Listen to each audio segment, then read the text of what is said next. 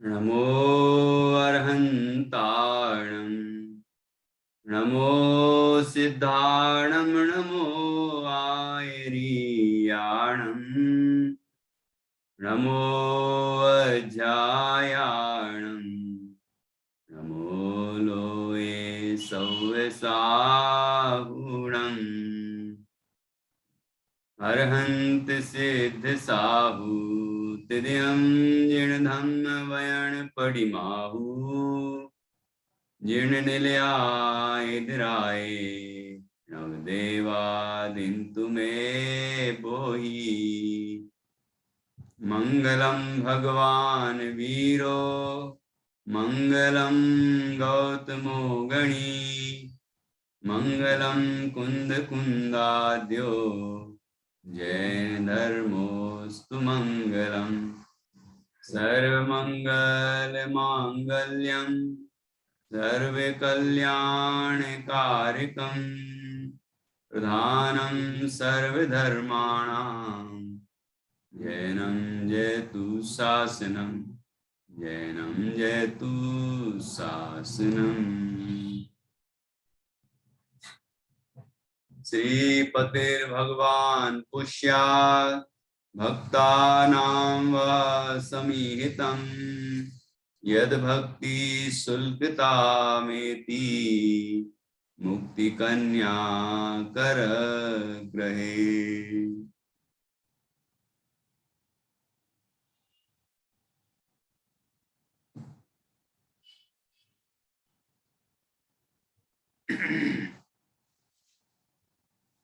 आचार्य श्री बादीव सेन द्वारा रचित यह छत्र चूड़ामणि अपर नाम जीवनधर चरित्र है। इसका 11वां और अंतिम लंब चल रहा है और इसमें जीवनधर कुमार को वैराग्य की प्राप्ति हो गई है और वो अपने वैराग को बढ़ाने के लिए, पुष्ट करने के लिए 12 भावना का चिंतन कर रहे हैं। तो हमने 6 भावनाओं पर चर्चा कर ली है: अनित्य, असरण, संसार, एकत्व, अन्यत्व, असुचि। अब इसके बाद अगली जो 6 भावनाएं हैं इस पर चर्चा आगे बढ़ेगी। तो आश्रव भावना से हम आगे बढ़ते हैं। आश्रव, संवर, निर्जरा, लोक, बोधि दुर्लभ और धर्म।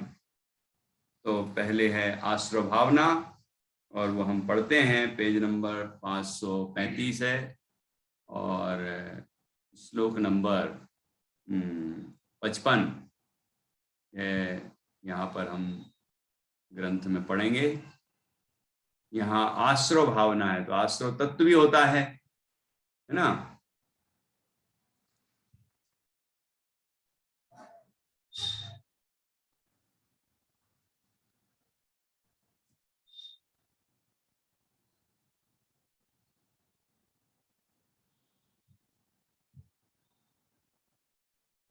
देखो, तो आश्रव किसे कहते हैं? आश्रव कर्मों के आने के द्वार को आश्रव कहते हैं।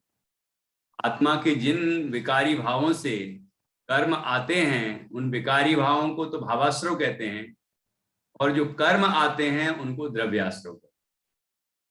अब देखिए, आश्रव अनुप्रेक्षा में क्या विचार किया जाता है।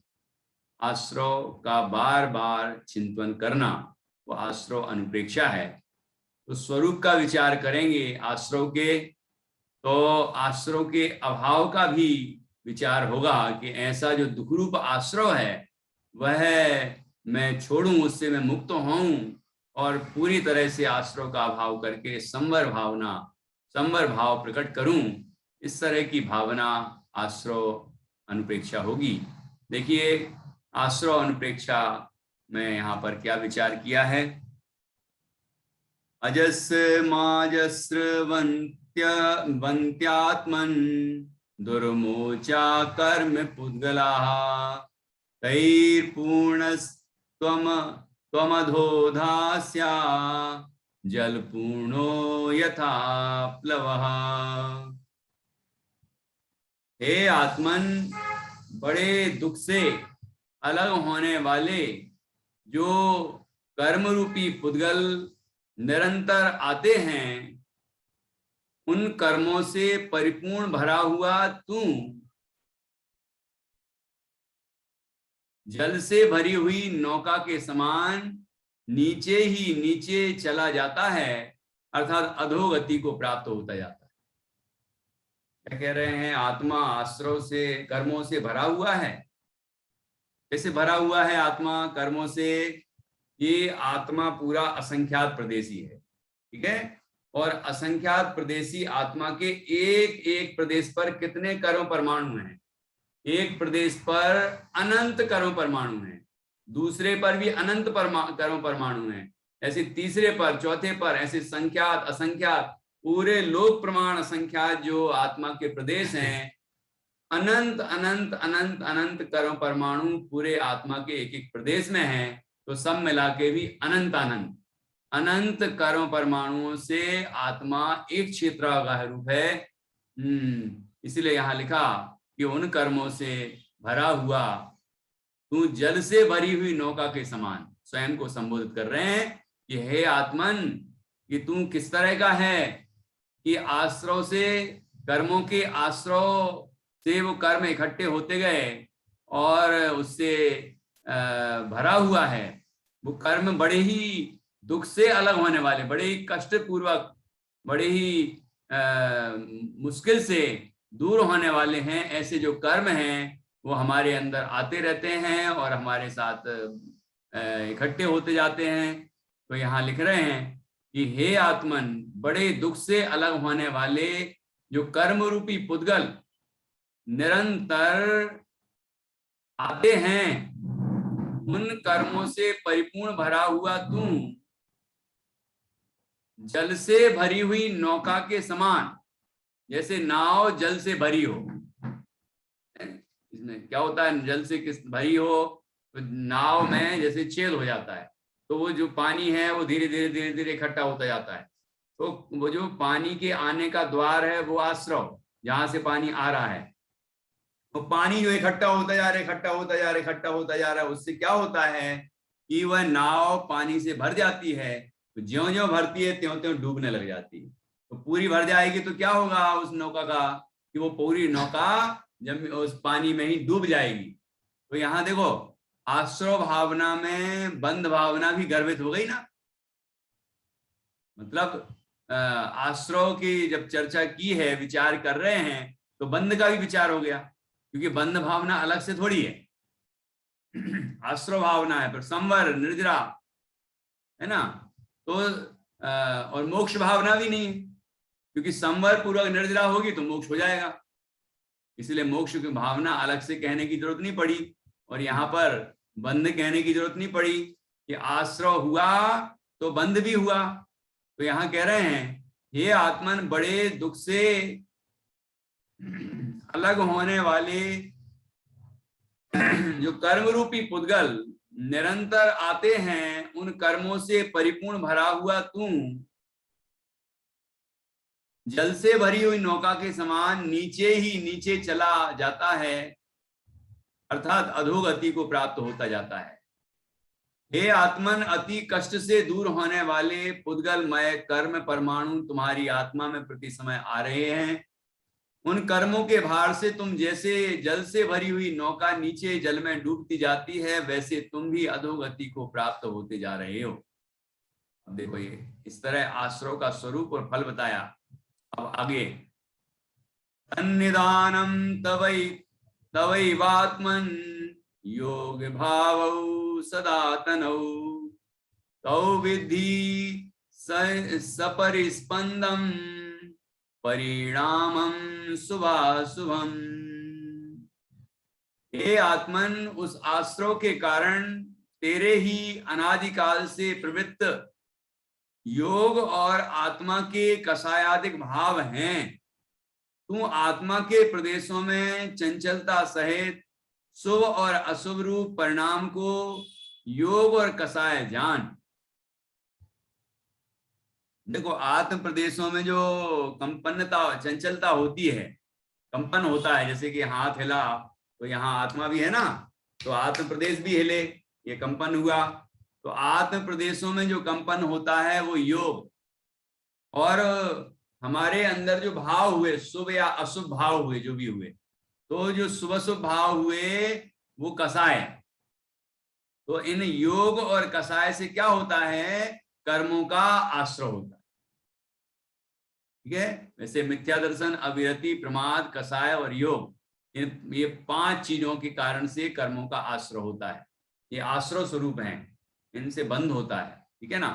तो यहाँ योग और कसाय, ये 2 बातें मुख्य ली हैं कि आत्म प्रदेशों का जो कंपन है, चंचलता है, वो योग, और शुभ शुभ भाव है, शुभ शुभ परिणाम है, वो कसाय। तो इन शुभ शुभ भाव के कारण से और आत्म प्रदेशों की चंचलता से कर्मों का आश्रय होता है, और ये अनादिकाल से हो रहा है। ये बात यहाँ पर विचार कर रहे हैं कि हे आत्मन, उस आश्रय के कारण तेरे ही अनादिकाल से प्रवृत्त योग और आत्मा के कसायद भाव हैं। तू आत्मा के प्रदेशों में चंचलता सहित शुभ और अशुभ रूप परिणाम को योग और कसाय जान। तो इस तरह यहाँ कहते आश्रय कारण बताए। हे आत्मन, इस आश्रय के कारण तुम्हारे अनादिकाल से ही योग और कसाय के परिणाम हो रहे हैं। मन वचन काय के निमित्त से होने वाले आत्म प्रदेश की चंचलता को योग तथा जीव के शुभाशुभ परिणामों को कसाय कहते हैं।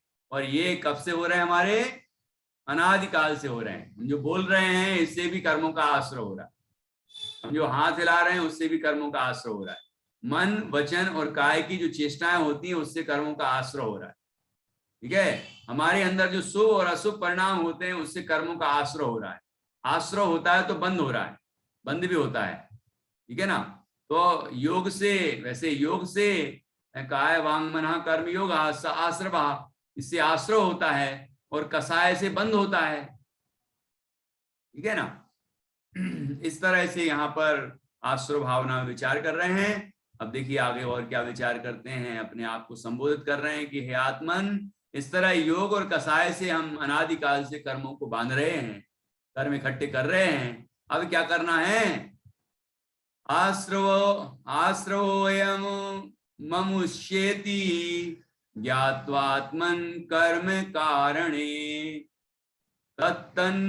तत्तन्निमित्त वैधुर्यात् भवा यो द्वगो भव। ये आत्मन, अमुक कर्म का यह आश्रय है। इस प्रकार भली भांति जानकर कर्म के निमित्त के त्यागने से कर्म और कारण रूप आश्रय को छोड़कर ऊर्ध्वगामी हो, अर्थात मोक्ष प्राप्त कर। क्या कह रहे हैं कि हे आत्मन, इन कर्मों के आश्रय का कारण तुम्हारे ही योग और कसाय भाव हैं। ये आश्रय कैसे होते हैं कि आत्म प्रदेशों में कंपन होता है, इससे आश्रय होते हैं। शुभ शुभ परिणाम होते हैं, इससे आश्रय होते हैं। तो ये किसके परिणाम है? कि हमारे। तो कौन दूर करेगा इनको? कौन पुरुषार्थ करे कि ये आश्रय ना हो? कि हम स्वयं। यदि हम योग और कसाय रूप परिणाम ना करेंगे तो आश्रय भी नहीं होगा। तो हम ऐसा उपाय करें कि जिससे योग और कसाय ना हो। इस प्रकार कर्म और कर्म के कारणों को जानकर कर्माश्रयों के कारणभूत योग और शुभाशुभ भावों का त्याग करो और सहज मुक्त हो जाओ। जब हम योग और कसाय भाव रूप परिणमन नहीं करेंगे तो कर्मों का आश्रय नहीं होगा। आश्रय नहीं होगा तो बंध भी नहीं होगा। आश्रय नहीं होगा तो संवर होगा, है? और संवर पूर्वक निर्जरा होगी तो मोक्ष होगा। इस तरह से यहाँ पर बात की है कि इन भावों का, इन विकारों का हम त्याग करें और संसार सागर से मुक्त हो जाएं, दुखों से मुक्त हो जाएं। ये भावना यहाँ पर लाई गई है। इस तरह ये आश्रय भावना, आश्रय में ये विचार होता है कि आश्रय दुखकार हैं, आश्रय आत्म योग और कसाय से होते हैं, मन वचन काय की चेष्टा से आश्रय होते हैं। मतलब आश्रय क्या है, आश्रय के कारण क्या है, आश्रय का फल क्या है, और ऐसा आश्रय दूर करने लायक, अभी तो अंदर में वीतरागता पैदा होगी, है ना। ये कोई भी भावना का हम चिंतन कर रहे हैं तो उसका फल वीतरागता आना चाहिए।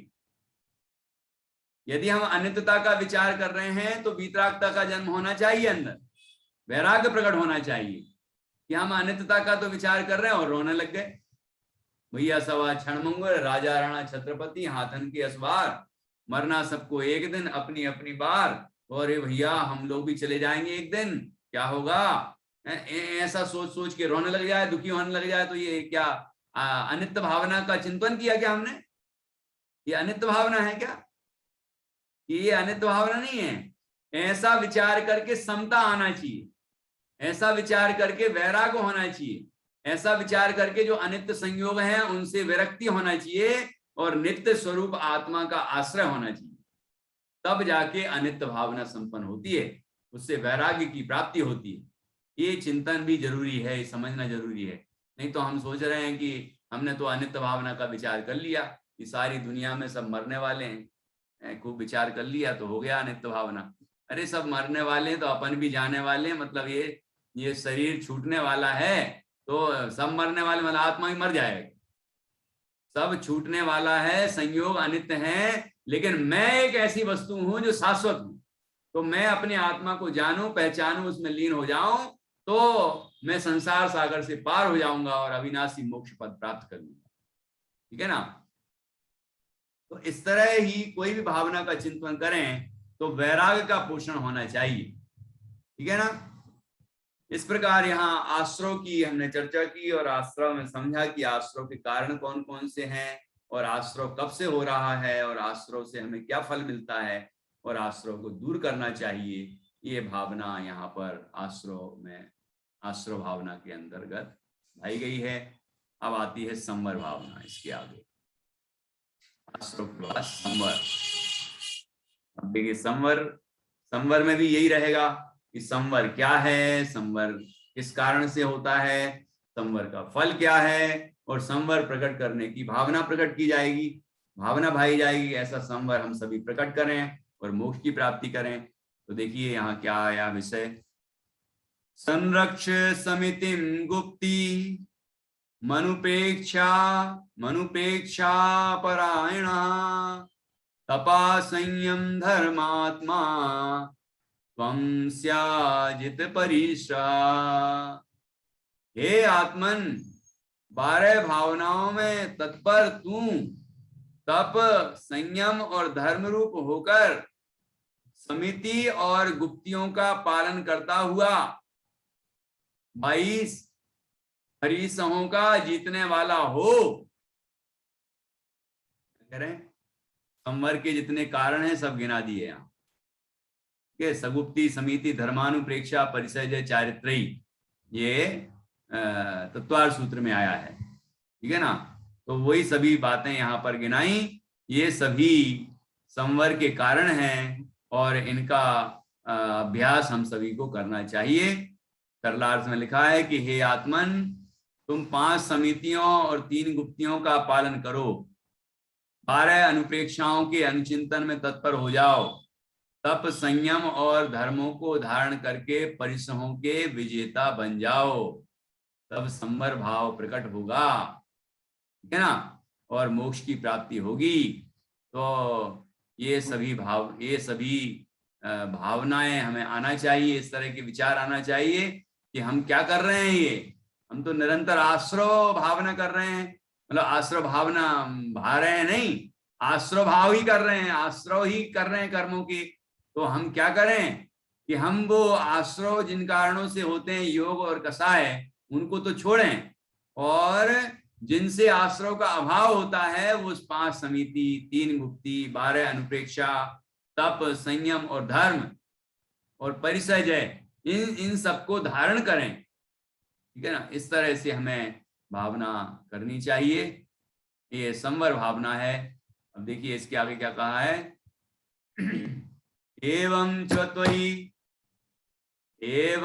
त्वयि सत्यात्मन कर्माश्रव निरोधनात् निरंध्रपोत वद्भूया निरपायो भवाम बुधौ।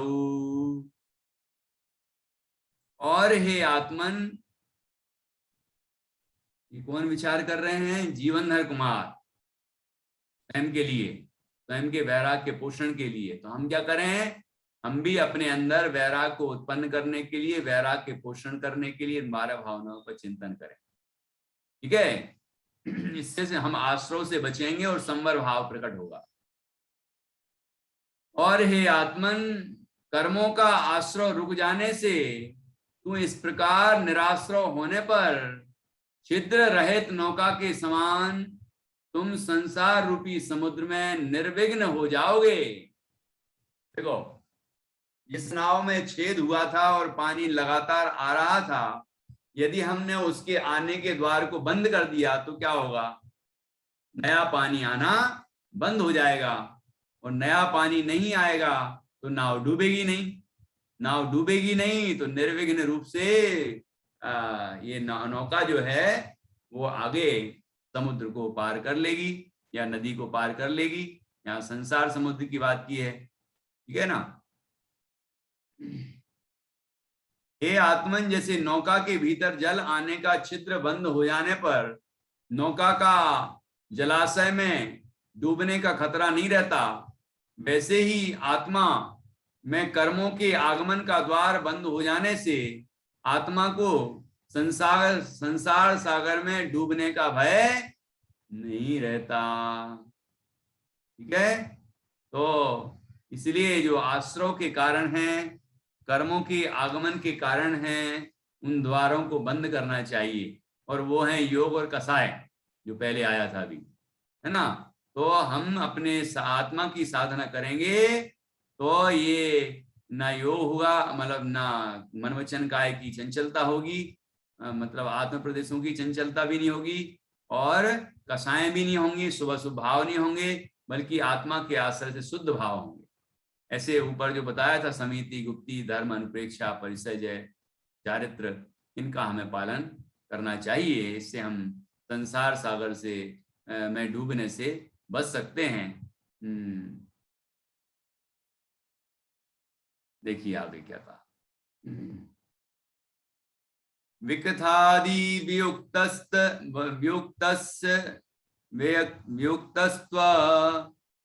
विकथादि वियुक्तस्त्व मात्म भावनयान्वितः त्यक्त बाह्य स्पृहो भूया गुप्त्याद्यास्ते कर स्थिता।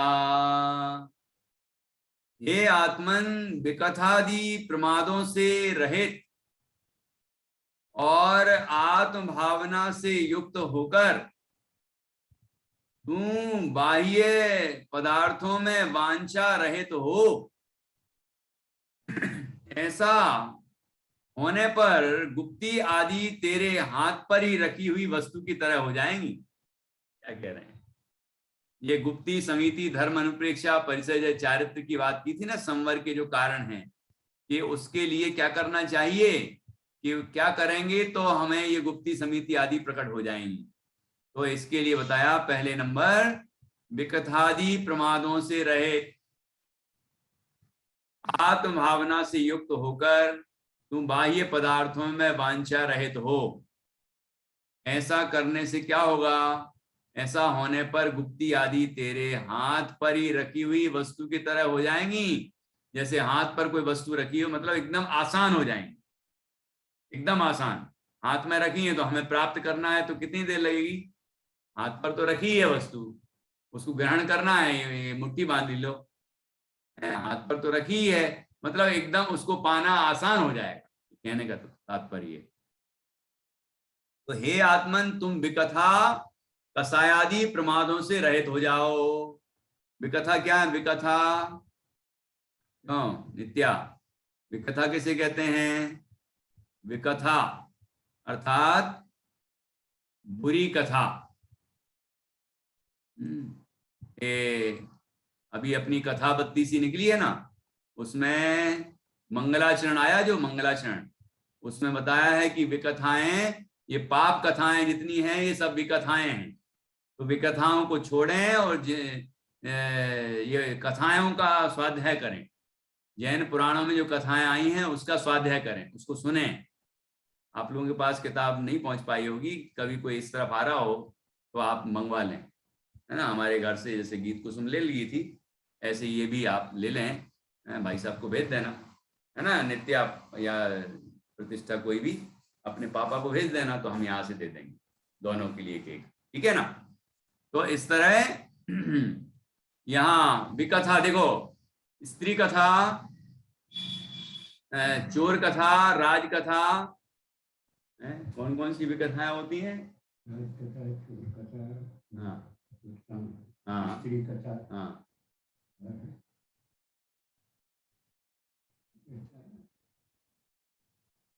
ठीक है। और ये जो विकथाएं हैं, भोजन कथा, है ना।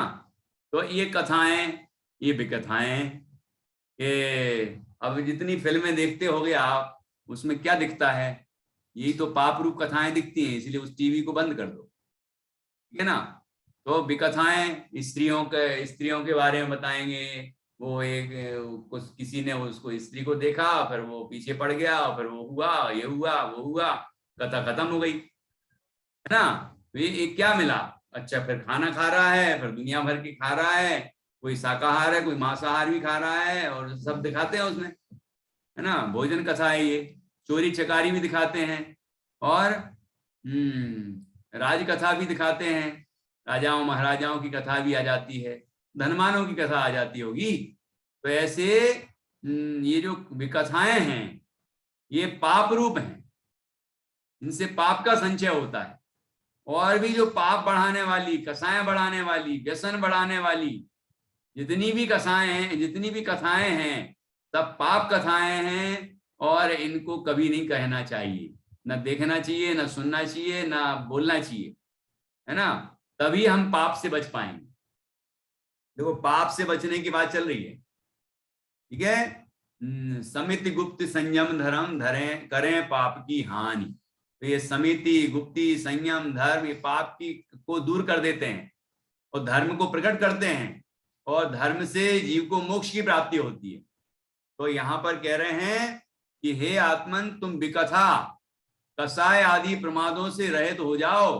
क्रोध, मान, माया, लोभ, हास्य, रति, अरति, शोक, भय, जुगुप्सा, स्त्री वेद, पुरुष वेद, नपुंसक वेद, जो ये कसाएं हैं, उनसे मुक्त हो जाओ,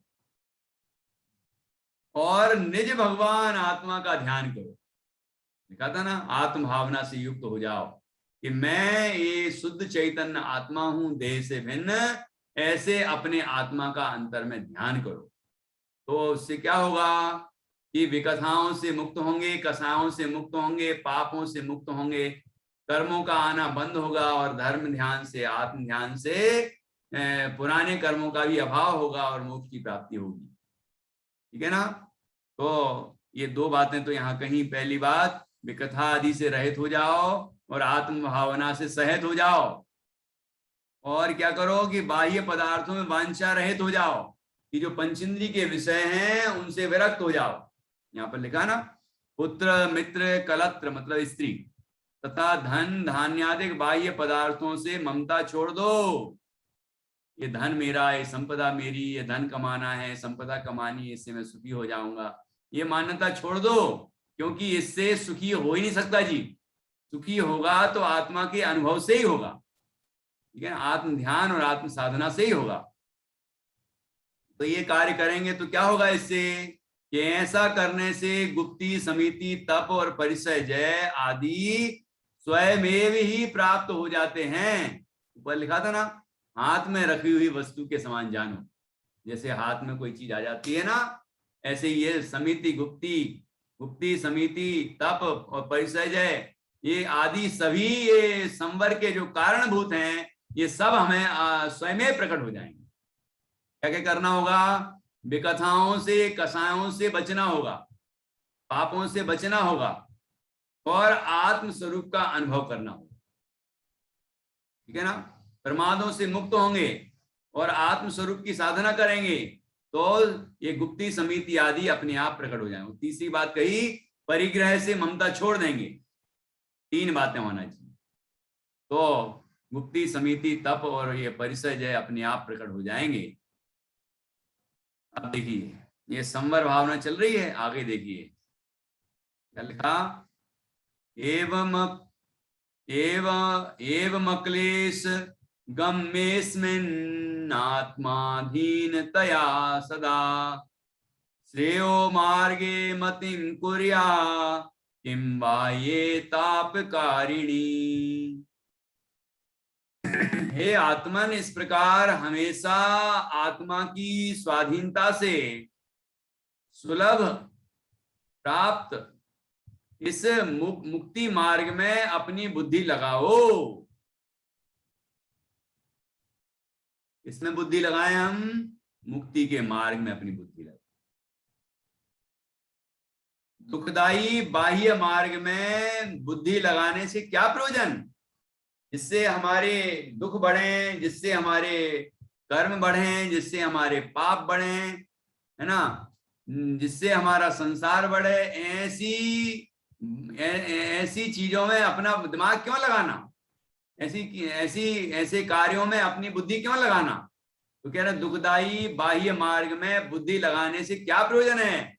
कोई लाभ नहीं है, दुखी ही बढ़ना है, हानि ही हानि है। इसलिए उसमें तो बुद्धि लगाना बंद करें और अपने हित के लिए मुक्ति मार्ग में बुद्धि लगाएं, उसका प्रयत्न करें हम। हे आत्मन, अपने ही अधीन होने से, मतलब ये मोक्ष मार्ग प्राप्त करना स्वाधीन मार्ग है। हम जब भी प्राप्त करना चाहें तब कर सकते हैं। जब हम देह से भिन्न आत्मा को जानेंगे, मोक्ष मार्ग शुरू। इतना आसान है कि जब हम जानेंगे अपने को, तभी से मोक्ष मार्ग शुरू हो जाए और आनंद शुरू हो जाएगा। मोक्ष में तो अनंत आनंद प्राप्त हो गई, लेकिन मार्ग में प्रवेश करते ही आनंद प्रकट हो जाता है। और जैसे जैसे मार्ग में बढ़ते जाते हैं, मतलब आत्मा की स्वरूप की स्थिरता बढ़ती जाती है, वैसे वैसे आनंद बढ़ता जाता है। तो यहां लिखा, हे आत्मन, अपने ही स्वाधीन होने से, अपने ही अधीन होने से सहज साध मोक्ष मार्ग में ही अपनी बुद्धि को सदा लगाओ, जिससे सुख की प्राप्ति होती है। मोक्ष मार्ग को छोड़कर दुखजनक बाह्य सांसारिक कार्यों में बुद्धि लगाने से सुखरूपी प्रयोजन की सिद्धि नहीं होती। ये आचार्यों के, वीतरागियों के वचन है, भगवान जिनेंद्र के वचन है, जिनवाणी है ये। यहाँ कह रहे हैं हम जितने भी दुनिया भर के कार्य हैं उनमें बुद्धि लगाएंगे तो कुछ भी लाभ होने वाला नहीं है, सुख प्राप्त नहीं होगा, दुखी ही बढ़ेगा।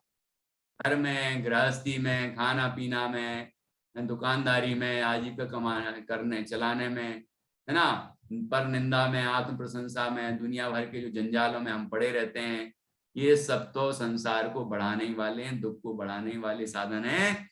इनको हमें छोड़ना होगा और अपने आत्मा के अनुभव के लिए अंतर में प्रयास करना होगा। ठीक है ना? ऐसा करेंगे तो संवर प्रकट होगा और आनंद की प्राप्ति होगी। अब देखिए और क्या बताते हैं।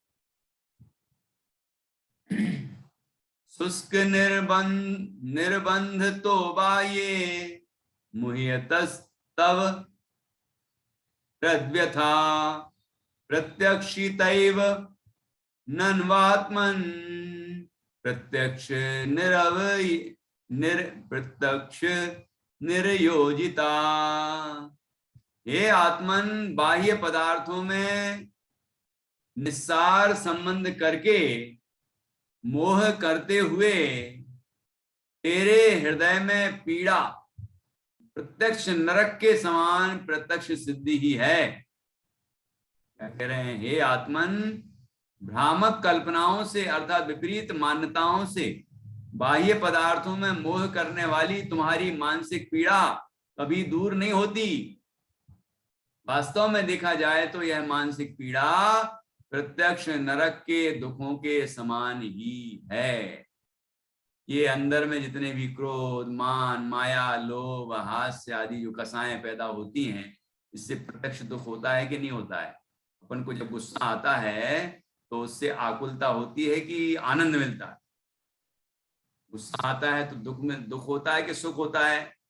घमंड आता है, मायाचारी के परिणाम आते हैं, लोभ के परिणाम आते हैं, हिंसा, झूठ, चोरी, कुशील, परिग्रह के परिणाम आते हैं, ठीक है, सप्त व्यसन के परिणाम आते हैं, ये जितने भी विकार आते हैं, इन सब विकारों के उत्पन्न होते ही दुख उत्पन्न होता है, ठीक है। और तत्काल वो जब दुख उत्पन्न होता है तो कैसा दुख उत्पन्न होता है, जैसे नरकों की पीड़ा हो रही हो। नरकों में जैसा दुख होता है, ऐसी मानसिक पीड़ा प्रत्यक्ष रूप से उस समय अनुभव में आती, क्रोधाधिक विकारी भाव करते हुए।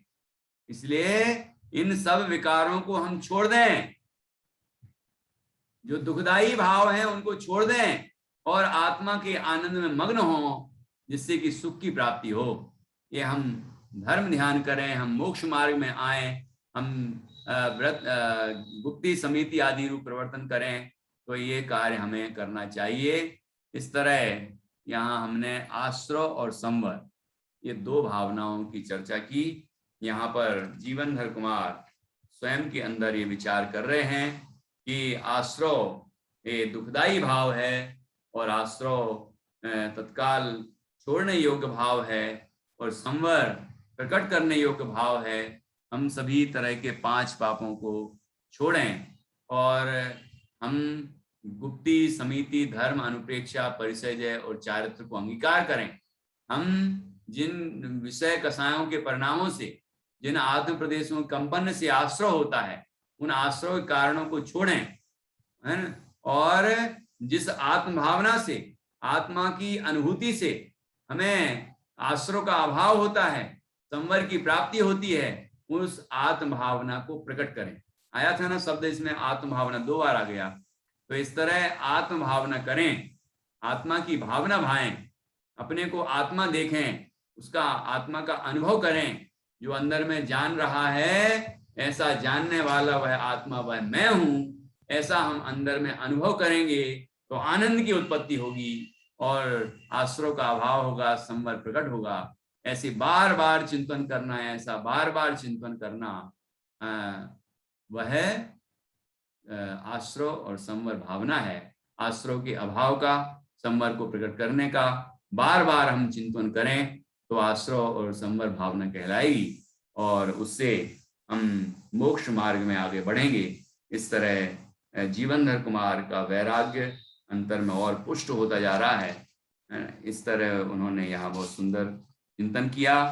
अब निर्जरा, लोक भावना, बोधि दुर्लभ और धर्म, ये चार भावनाएं रह गई।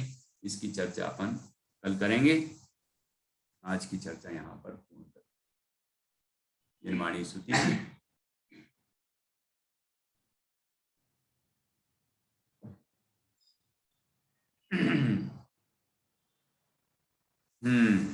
चलिए, निर्माणी स्तुति बोल रही हैं प्रतिष्ठा।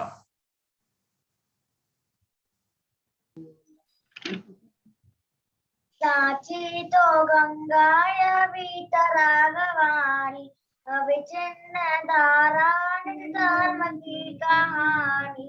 साची तो गंगाय वीतरागवाणी, अविचिन्न धारानि धर्म की कहानी।